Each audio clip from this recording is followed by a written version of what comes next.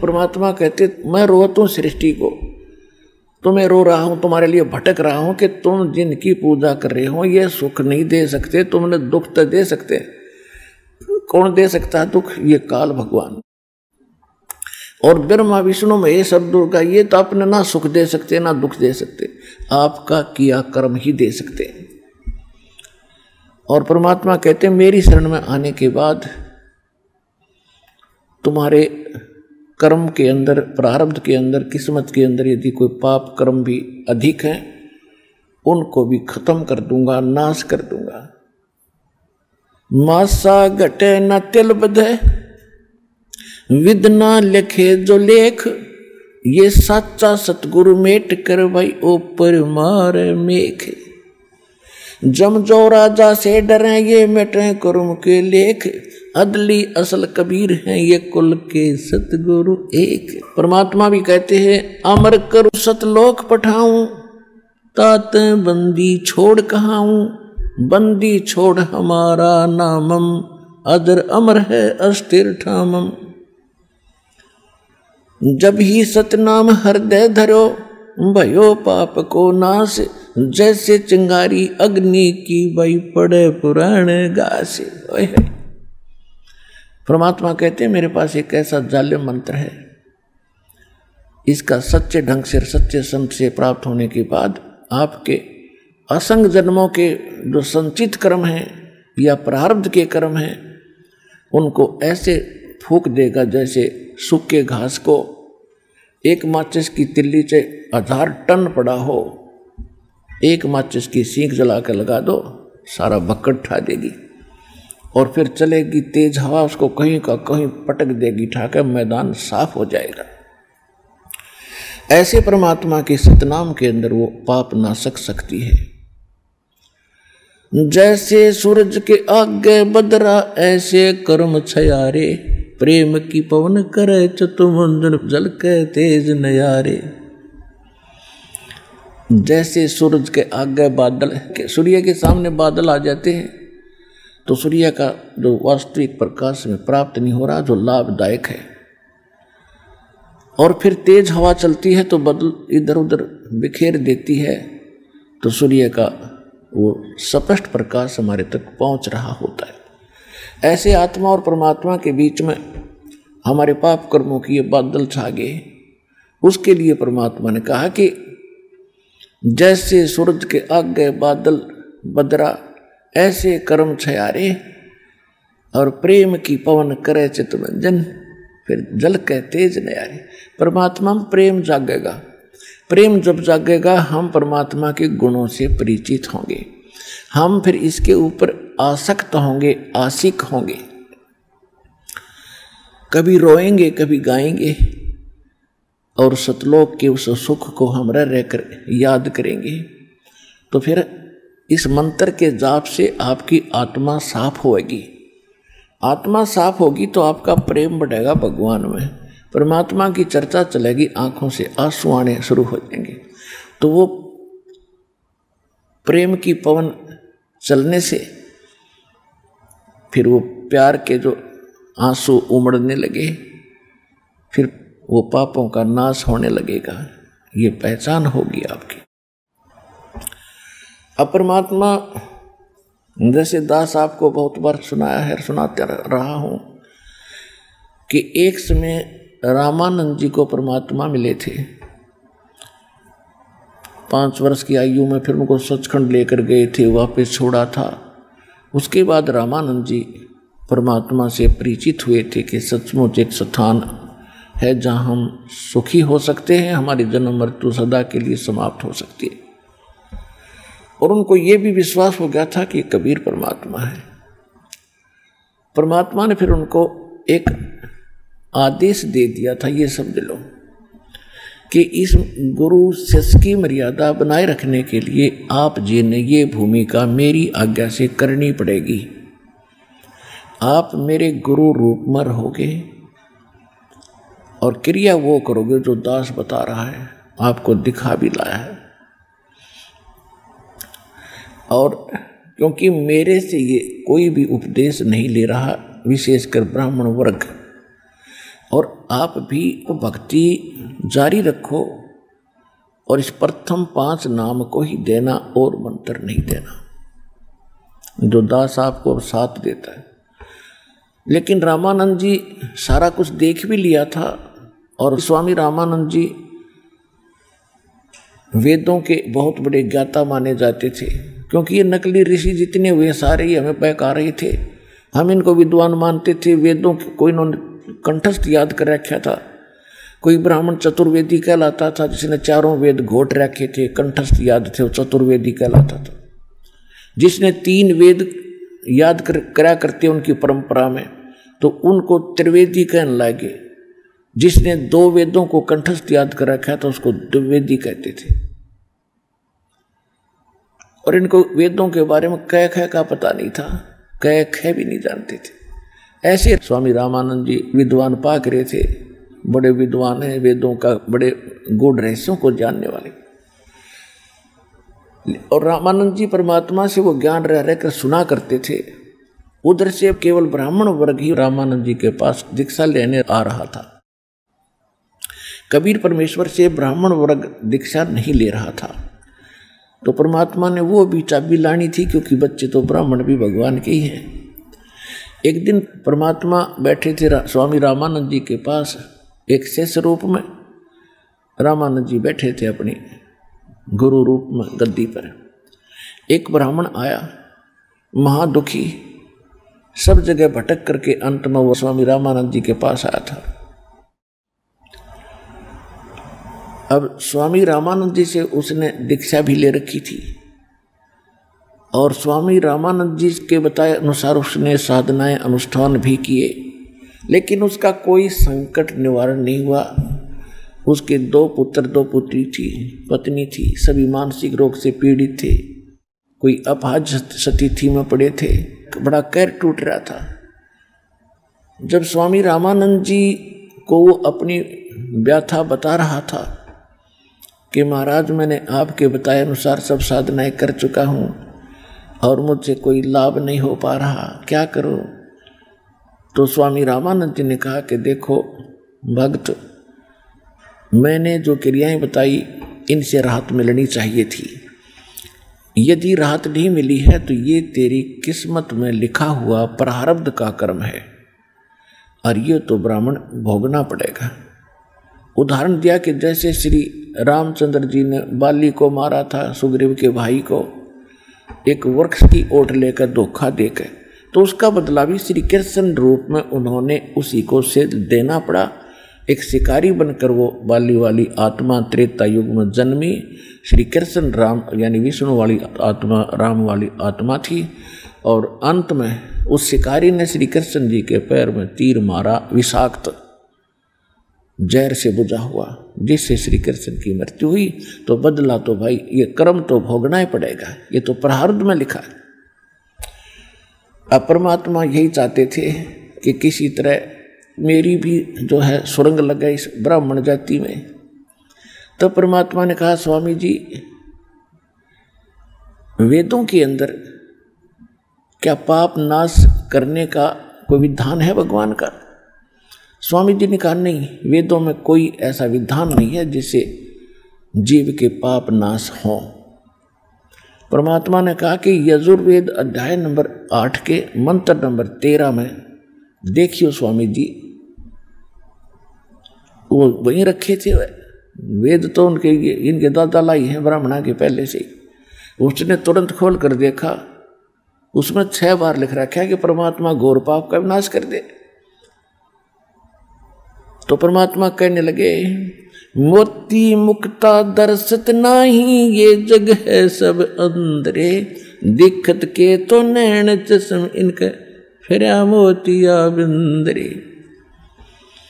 अब रामानंद जी वो जानते थे उनको कि केवल कबीर धानक नहीं, ये परमात्मा है, लेकिन हमारी बुद्धि फिर भी कहीं ना कहीं स्लिप कर ही जाती है। रामानंद जी आंखों देखकर भी कभी कभी ये सोच लेते थे कि हो सकता है इन्होंने कोई लीला करके मुझे वैसे ही ऊपर नीचे कर दिया हो, लेकिन जब ऐसे ऐसे उदाहरण सामने रखते थे फिर वो दृढ़ हो जाते थे कि ना वो भगवान है। तो बता, वेदों को जाना हमने पढ़ पढ़ कर मर गए, हमारा समझ में नहीं आई। यहां परमात्मा कहते हैं गुरु बिन वेद पढ़े जो प्राणी और समझे न सार रहे ज्ञानी। गुरु बिन काहू न पाया ज्ञाना जो थोथा पूछड़े मूड किसाना। तो परमात्मा ने कहा कि स्वामी रामानंद जी वेद क्या कह रहे हैं, ये पूर्ण परमात्मा परम अक्षर ब्रह्म सर्वगतम ब्रह्म सभी पापों का नाश कर देता है।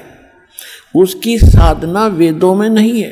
यजुर्वेद अध्याय नंबर 40 के मंत्र 10 में ये स्पष्ट कर देता है गीत वेद ज्ञानदाता कि परमात्मा को कोई तो साकार कहते हैं, कोई निराकार कहते हैं। निराकार तो उसको कहते हो दिखता को नहीं, साकार मानते हैं जैसे रामकृष्ण रूप में आगे नहीं। वेद कहते हैं परमात्मा उत्पन्न होता है या नहीं होता है, इसकी जानकारी तत्वदर्शी संत जानते हैं, उनसे मिलो। यही गीता अध्याय नंबर 4 के श्लोक 32 और 34 का आशय है। 32 में कहा कि सच्चिदानंद घन ब्रह्म यानी पूर्ण परमात्मा स्वयं अपने सतधाम से आकर सतलोक से यहाँ आकर के अपने मुख कमल से जो ज्ञान बताता है वो तत्व ज्ञान है। उसमें सभी धार्मिक अनुष्ठानों की यथार्थ जानकारी विस्तार से कही गई है। चौथे अध्याय के 34वें श्लोक में कहा कि उस तत्व ज्ञान को तू तत्वदर्शी संतों के पास जाकर समझ।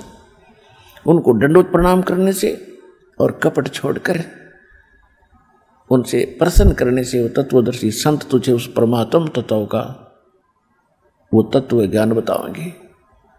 तो वो ज्ञान वो तत्वदर्शी संत तुम्हें नहीं मिला, जिस कारण से यह बात बिगड़ गई। और वो मंत्र स्वामी जी मेरे पास है जो ये सारे पाप नाश कर सकता है। अब दुखी आत्मा तो खोजती है कि तब भनक पड़ जाए। तो पंडित जी जो था दुखी, उसने पूछा जी आप कौन हो, कहाँ से हो?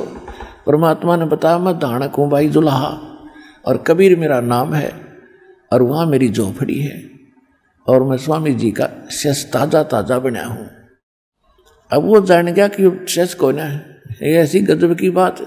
स्वामी जी ने वेदों का कख भी ज्ञान निर्यो वेद के मंत्र बताए। वो तो पता पर पूछ कर सामने जा लिया, माथा टेका जाके परमात्मा के चरणों में अकेला गया। जो ही मालिक ने सिर पे हाथ रखा वो भी एकदम टनों भार उतर गया। ओए होए होए। परमात्मा बोले नाम ले भाई, यो तो एक फर्स्ट एड है तेरी, ये बता रोग बहुत गणा तेरे। अब दीक्षा लेनी पड़ेगी ब्राह्मण। और एक बात और सुन ले, यदि तूने दीक्षा लेकर और कहीं लोक लाज कर दी और नाम भी नहीं बताया गुरु का शर्म के मारे, तो तेरे पे वो जो का तो कहर फिर दे देगा। यू काल बड़ा भयंकर है। ने बोला जी मैं तो मरा पड़ा हूँ और ब्राह्मण समाज ने मेरे तो के दे दिया, मेरी तो दुर्गति हो रही है। कहीं भी रिश्तेदारी में जाता हूँ मुंह मोड़ लेते, कोई चौनी भी नहीं देता। हे भगवान आज आपके आशीर्वाद से मुझे कितना सारा मिला। परमात्मा बोले पूरे परिवार को नाम दिला, कर टूट रहा तो सुखी होगा। अब घर गया, अपने दोनों बच्चों को लाया, पहले लड़कों को, क्योंकि हमारे अंदर थोड़ी थोड़ी रहती है ऐसे ही कि पहले लड़कों पर ट्राई कर लेता हूँ। लड़के ऐसा बुरा हाल पाएंगे, मुँह ऐसे टेढ़े टेढ़े जैसे सता रखे प्रेतों और संस्कार ने। परमात्मा के पास लाए, आशीर्वाद दिया और उनको मंत्र दिया। उनको काफ़ी उसी समय काफ़ी राहत मिली और धीरे धीरे हफ्ते 10 दिन महीने 2 महीने में कति ठीक हो गए। फिर दोनों लड़कियों को लाया, अपनी पत्नी को नाम दिलाया। फिर परमात्मा क्या नहीं करते, धीरे धीरे उसकी आर्थिक स्थिति भी बहुत सॉलिड होगी, सुदृढ़ होगी। अब वो तो डटा नहीं डटे, जो भी मिले उससे आगे कह कबीर परमात्मा उतरे हुए पृथ्वी पे, भगवान आ रहे हैं। यो धानक नहीं रहे भगवान है, ये दुल्हा नहीं रहे भगवान है। ये कबीर पर्वत पर्वत में फिरा कारण अपने राम, राम जैसे संत मिले भाई जिन सारे सब काम। ऐसे ही और भी कई अन्य जाति वाले भी परमात्मा के पास आने लगे, दीक्षा लेने लगे। परमात्मा एक एक दिन में हजारों जगह प्रकट हो जाती थी, अन्य जगह जगह पर नाना रूप बना के, और कहीं भी खड़ा होकर के अपनी अमृतवाणी का उच्चारण शुरू कर देते, जैसे ये डुगडुगी बजाने वाले करते हैं। एक तारा लेकर खड़े हो गए कि चौराहे पे, और मालिक की वाणी आत्मा ने छू जाती है। नाम सुमर ले सुकुर्म कर ले, कौन जाने कल की खबर नहीं पल की। ओए इस तरह की आवाज परमात्मा बतावे, आत्मा खड़ी हो जाती है, स्तब्ध हो जाती है सुन के, और वहां बैठ जाते थे सैकड़ों की संख्या में राहगीर, और मालिक फिर उनको 2-2 घंटे सत्संग सुना करते हुए धूप छाया में न्यों बैठे रहते थे, और फिर नाम लेते थे, क्योंकि उसके बच्चे हैं, उनको दीक्षा देते थे, भाई मंत्र करो, दुनिया दुखी फिरे, और किसी को आशीर्वाद से, किसी को नाम दे करके, सबको रिचार्ज करके परमात्मा आज तक आपको लाए हैं, यहाँ तक लाए। उस समय परमात्मा के 64 लाख शिष्य हुए थे कबीर भगवान के। 64 लाख, ना तो कोई मीडिया था, ना कोई बुक छापड़ियाँ था, और ना कोई अन्य कोई साधन, सब लाउड स्पीकर थे। ऐसी परमात्मा ने समर्थ इसी को कहते। हिंदुस्तान इंक्लूडिंग बलोचिस्तान, अफगानिस्तान, पश्चिमी पाकिस्तान, पूर्वी पाकिस्तान, इराक, ईरान और गजनीव तक, ये सारा भारत था। और उस समय सारे भारत की आबादी मुश्किल से 4 करोड़ होगी, और 4 करोड़ आबादी में 64 लाख से एक धानक के जुलाहे के होना, ये कोई बालकों का खेल नहीं है। और फिर बिना पहचान पाए कि कबीर इज गॉड, सबको सुख दिया दाता ने, जो भी आ गया, क्योंकि तो अपना पिता है, और ये तो शीतल सथल है, यानी एसी रूम है। धूप में जलता हुआ व्यक्ति कोई बढ़ जाओ उस एसी कमरे में, तुरंत शांति होती है। तो परमात्मा काल तो है, वो आग अंगार बरसा रहा हमारे, और ये मालिक हमारे ऊपर शीतलता बरसाते हैं। तो ऐसे लाखों भगत शिष्य हो गए। एक पंडितानी थी, शारदा नाम था उसका, उसका बेटा बहुत विद्वान था। विद्वान तो खाक था, पर प्रसिद्ध था, जिसे ये विद्वान थे ऋषि जी, 4 वेद घोट लिए, वो विद्वान हो गया। उसने हिंदुस्तान के सभी विद्वान ब्राह्मणों को शास्त्रार्थ में पराजित कर दिया। तो ऐसा विद्वान था वो, और उसकी माता इतनी दुखी थी कि अंतिम सांस गिने थी। उससे पहले उसने अपनी माता के लिए भी खूब जंतर मंत्र कर लिए, सारे वेदों के अनुष्ठान कर दिए, उसको कोई राहत नहीं मिली। उस शारदा ने जहाँ भी किसी ने कोई साधु संत बताया, उसी के पास जाकर उसने अपना दुखड़ा रोया, और जिस भी संत ने जो कुछ भी क्रिया बताई उसने सारी करी, कोई राहत नहीं मिली। तो सभी ये कह देते थे कि शारदा, ये तेरे प्रारब्ध का दुख है, तेरी किस्मत में लिखा ही तो भोगना पड़ेगा। लेकिन आत्मा फिर भी नहीं मानती, क्योंकि उसको मालूम है कि भगवान सब सुख कर सकता है। तो दूसरे संत के पास गई, फिर तीसरे के पास गई, अंत में वह कति कंडेम होगी, राहत मिली नहीं कति। अब परमात्मा कहते, सो छिद्र मैं करूं अपने जन के काज।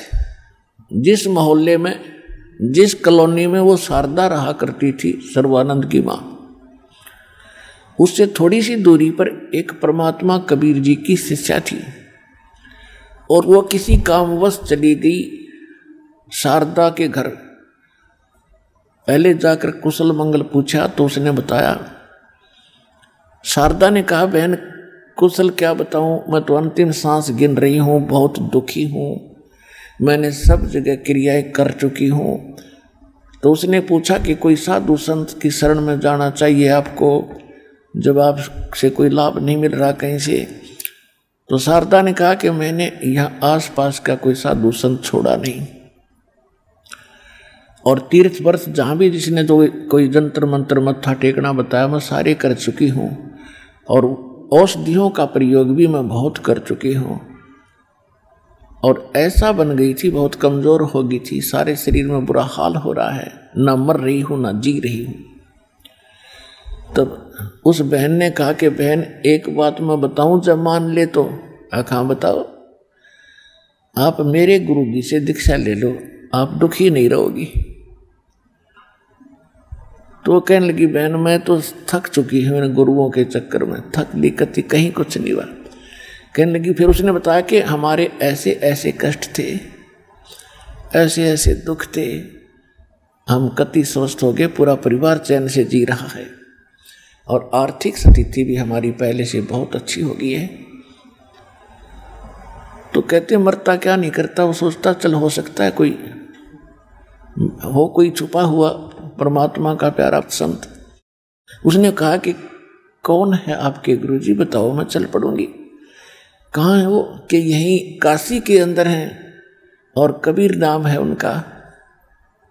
वो कहाँ रहते हैं? शारदा ने पूछा। उस परमात्मा की शिष्या ने बताया कि वो जुल्हाओं की कॉलोनी में। जुल्हाओं की कॉलोनी में क्यों रहते हैं? क्या वो धाणक है? कहाँ वो धाणक है, जुल्हाए हैं, कबीर जुल्हाए हैं कहाँ? तो वो कहने लगी, बहन कहने लगी हाँ, जो शिष्या थी।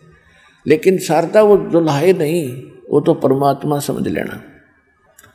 यानी इतने सुख तो भगवान ने दे सके जो वो दे रही है।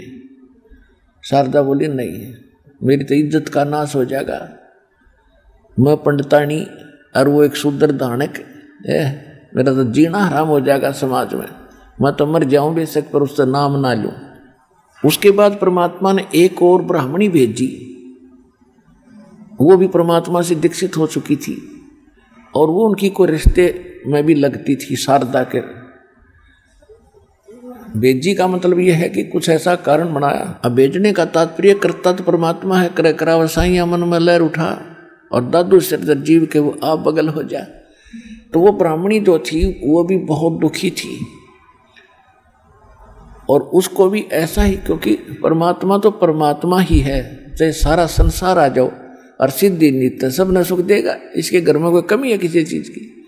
हम तो टटपुंजिया भगवान के पीछे लाग रहे, जिनका आप पे ब्यों तो नहीं कुछ भी।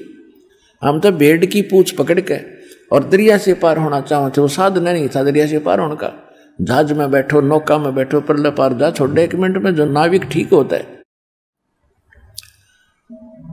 तो ऐसे वो भी सुखी हो रही थी। जो भगवान की शरण में आ गया वो तो गुण गाता रह जाता है।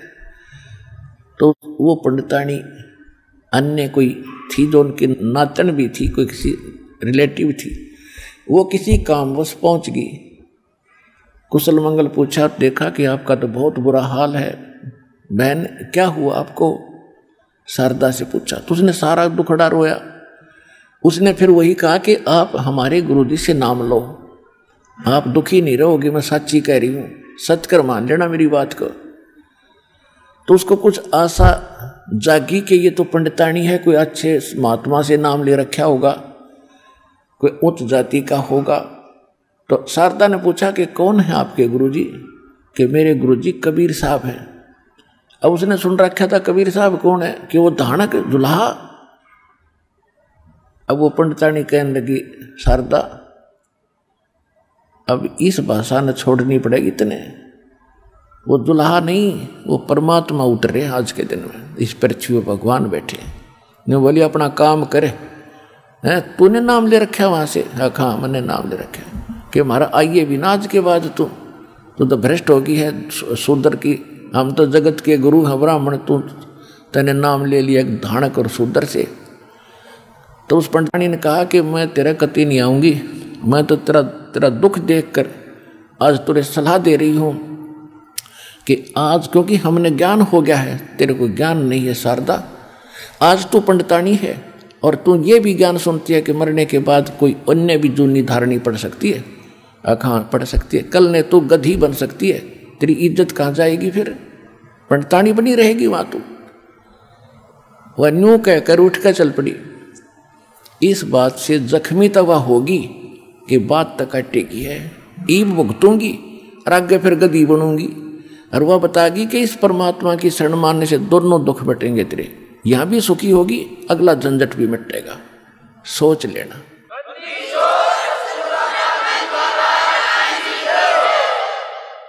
अब वो तड़पती रही, अब करूं तो करूं क्या, इधर गिरूं तो झेरा, इधर गिरूं तो कुआं। अब ये काम भी परमात्मा ही करेगा। एक दिन वही पंडित जो रामानंद जी की डिस्कशन में, चर्चा में परमात्मा से संपर्क हुआ था, वो भी शारदा का नाती था, किसी रिश्ते में रिलेटिव था। और शारदा को ये मालूम था कि उसके घर में तक कैर टूट रहा है, और कई जगह तो इकट्ठे जाया करते थे वो समाधान के लिए, दोनों, शारदा भी और वो भी अपने बच्चों समेत जाया करता था। परमात्मा कहते हैं अपने हंस के लिए मैं 100 छल छिद्र करता हूँ। अब पीछे तो मालिक पढ़ रहे थे उस भूतनी के, बनी बैठी पंडितानी कर बना पुतिया, मालिक कैसे देख ले। कहते जो जन मेरी शरण है ताका हूँ मैं दास, और गैल गैल फिरता रहूँ जब तक धरती आकाश। वो हमारे लिए भटक रहे हैं, रो रहे हैं, कैसे कारण बना के इस काल ने इसे के लिए बना दिए, हमारे हिंदू मुस्लिम सिख ईसाई बना के और ब्राह्मण ये जाति बना के कि कौन पहुँच जाए इन तक। और कोई कह दे सच्ची तो मार दो, काट दो, कोई बात है ये। ज्ञान सुने समझ में आता तो ग्रहण करो ना मत करो, ऐसा जुल्म कर दिया। अब वहाँ तक पहुँचना क्या हंसी खेल था मालिक तक। लेकिन ये भी परमात्मा है, कोई बालक नहीं है। अब उसकी कोई सा काम आ गया, वो भी उनके घर के आसपास से जा रहा था, उसने सोचा चल मिल चलता हूँ। वो भी बहुत दुखी रहा करती थी, कुछ ठीक हुई या कुशल मंगल पूछ लूँ। जब वो वहाँ पहुँचा, उसने पूछा कि शारदा क्या बात, बहुत और भी वीक होगी तुम तो पहले से भी। उसने कहा क्या, शारदा ने कहा जी बहुत दुखी हूँ मैं तो अंतिम सांस गिन रही हूँ, अब पता नहीं कब ये सांस निकले, मैं मर जाऊँ तो बढ़िया। तो उसने कहा उस पंडित जी ने कि पंडितानी मिश्राणी तेरे दुख का अंत हो सकता है, ऐसा महापुरुष मेरे हाथ लगा है, और आप हमारे गुरु जी से दीक्षा ले लो, सुखी हो जाओगे। शारदा ने सोचा ये तो पंडित जी है और पहले भी मेरे साथ घूमता फिरता था। तो उसने पूछा क्या तुम बिल्कुल ठीक होगे कि सारे ठीक होगे। और एक रोटी के मोहताज बने फिरे थे, आज मेरे सारे सुख दे दिए मालिक ने। अब वो बैठ गई चारपाई पर, बात बनेगी। जब ये परिवार सुखी हो गया, आज इसका चेहरा खिला दिखाई दे मुझे, जो उस दिन मुझे मिला करता उस दिन क्या हालत थी इसकी। तो उसको ये भी था कि ये किसी पंडित या किसी अच्छे संत उच्च जाति से ही संबंधित रहा होगा। तो शारदा ने पूछा कि कौन है आपके गुरुजी, मैं नाम लूंगी। जब आप ठीक हो गए और आपका परिवार स्वस्थ है तो मेरा भी दुख अंत हो सकता है, मुझे कुछ आशा जगी है। आपके गुरुजी कौन है, कहाँ है, मुझे ले चलना उसके पास। तो उन्होंने बताया कि मेरे गुरुजी कबीर परमेश्वर है, कबीर साहब। वह फिर लेट गई। वो धानक कबीर। तो पंडित जी बोला मिश्राणी भूल जाए इन बातों को, वो परमात्मा स्वरूप हैं। और देख मेरी क्या हालत थी, मैं किसी रिश्तेदार के पास जाता था तो समझ जाते थे कुछ पैसे मांगने आया होगा, और दूर से ही मुंह उनका चेहरा मुझे पता लगता था कि मुझे देखकर कितने नाखुश हैं। और आज वो मेरे से उधार ले जाते हैं। इन समाज ने क्या दिया था मेरे को, और तू इस समाज के चक्कर में अपना जीवन नाश मत करे। ने बोली ना, मेरे बस की बात को ना, मैं ना लूँ नाम, मर जाऊं बेशक। देख काल ने कैसी अड़ा रखा लठ इस मान मर्यादा का, लेकिन मालिक कच्चा को नहीं तोड़ कर छोड़ेगा इसने। उसी कॉलोनी में जिसमें शारदा रहा करती थी, वहाँ परमात्मा के बहुत से शिष्य हो गए थे। क्यों उनके पास तो दुखी आया करते, सुखी तो ये राम कृष्ण और मंदिराम घंटी बजाते फिरे हैं। इन रुते को ना, क्योंकि ये सोचा ही इन घंटी बजाने तो मैं सुख हो रहा है, और वो चल रहा है उनका प्रारब्ध, पिछले जन्म का संस्कार चल रहा है। जब कैर टूटेगा ये मंदिर धीरे धराए रह जाएंगे, फिर धक्के खाते फिर कोई बाबा जी पा जा कि तो और छिट्टे चढ़ा लुवा लिया। तो पहले कहाँ गई वो पूजा जिसको तुम पहले करके ये सोच रहे थे हम सुखी ही नहीं से हो रहे, तो दुखी दुखी जाते थे।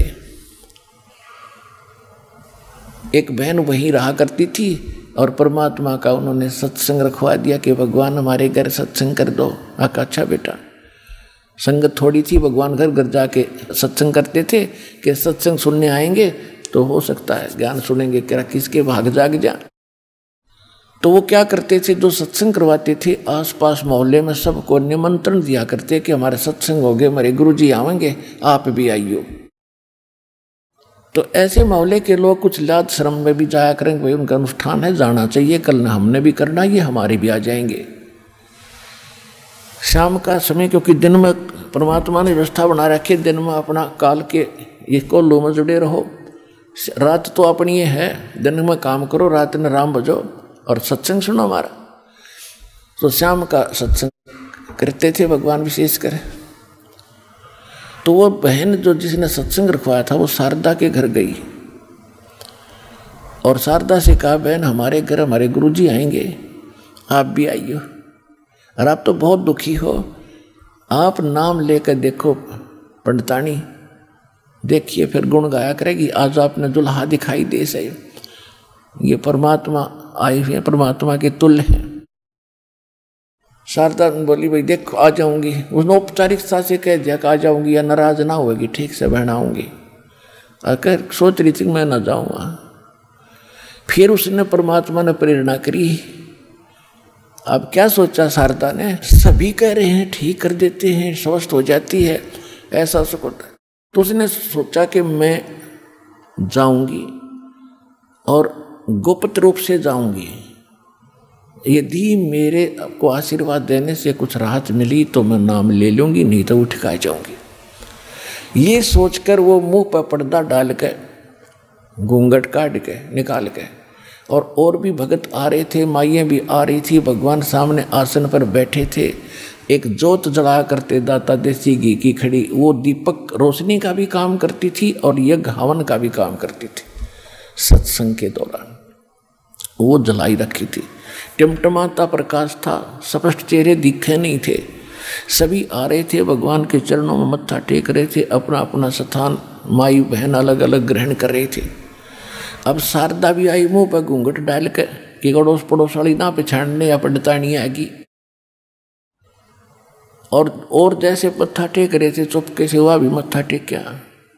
परमात्मा ने सिर पर हाथ रखा और कहा कि सर्वानंद की माँ, आज दानक के चरणा में क्यों कराएगी तू, आज दुल्हे के पास क्यों कराएगी तू, कैसे आगी, तेरी इज्जत का नाश हो जाएगा।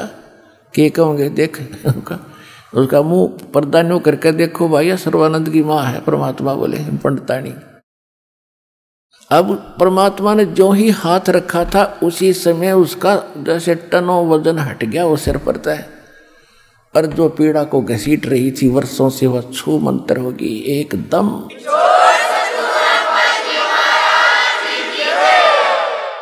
चरणों में पड़कर रोने लगी, बुरी तरह, भगवान मेरा तो भूल लाग रही थी, मैं तो बहुत नीच आत्मा हो जाता, आप पहले आयो मैंने घसीट के, आज मैं आज भी ना हूँ तेरे पास, मर जाती भुगत के।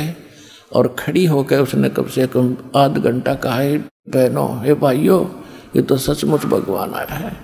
मैं तो यूँ सोच कर आई थी परीक्षा लूँगी इसकी, और मेरा आराम होया था ठीक से, ना मत वापस हो लेती, तुमने भी ना पता लगने दो मैं सर्वानंद की माँ हूँ।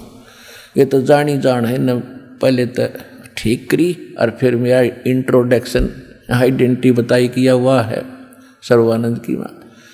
वहीं बैठ गई।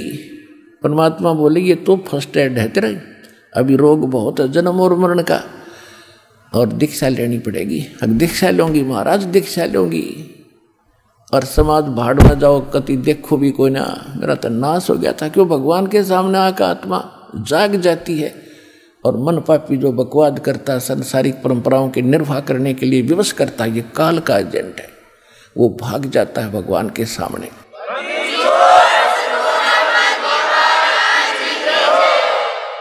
अब परमात्मा ने दीक्षा दी, फिर ज्ञान सुनाया, 2 घंटे 3 घंटे परिपूर्ण कर दिया। आत्मा तृप्त होगी, और थक चुकी थी सब जगह के सब झूठे पाखंडी हैं, कोई संत नहीं पृथ्वी पे, संत है या भगवान है तो परमात्मा आए हैं कबीर जी।